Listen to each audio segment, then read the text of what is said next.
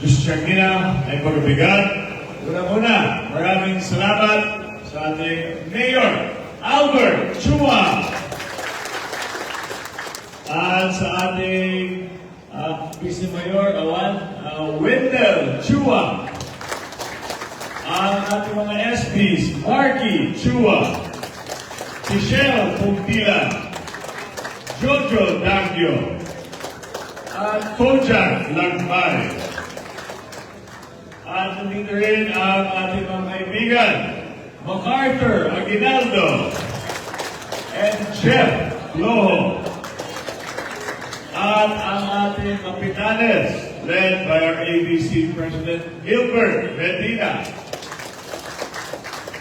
At nandito rin galing sa probinsya ang ating Vice Gobernadora Cecilia Araneta Marcos, ang inyong Senior Board Member Rafa Chua Medina, tagapatak rin Doc Nedel Gawan, and tagapatak rin Buhat Gian Crisostomo. At gusto ko lang pabatiin ang ating taga-MIG, ang ating consultant attorney Nikki Pilar. At nandito rin si Dale, ang ating MIG team. Palakpakan mo natin ang Metro Ilocos Norte Council. Isa pa, palakpakan po natin ang MIG. Sila po ang nag-organize ng distribution na yun. Kaya magpasalamat tayo sa kanila at sa aking PGIN family, CMO and OBA. Sa inyong lahat, maraming salamat at magandang umaga po. Nandito po kami para sa ating batch 2 ng ating TODA sa Batak 1,657. Kayo po ang dahilan kung bakit po kami nandito. Magandang umaga. Kamusta na kayo? Kailangan yata ng cash. Low bat, tawag breakfast, tawag cash.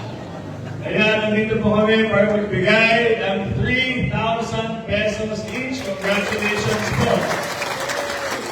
May kasamang 5 kilo na bigas, may bagong t-shirt, at may reflectorized vest. Congratulations po sa inyong lahat.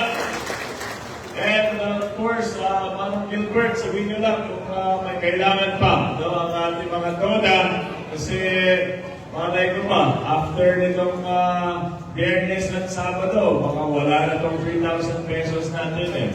So, kailangan ng hanap buhay para talagang sustainable at tuloy-tuloy ang ating kita para sa pamilya. So, sabihin nyo lang, pag may kailangan po kayo, especially pagdating sa agrikultura, sa livestock, nandito lang po kami, basta TODA, magsasupport po kami sa inyong lahat.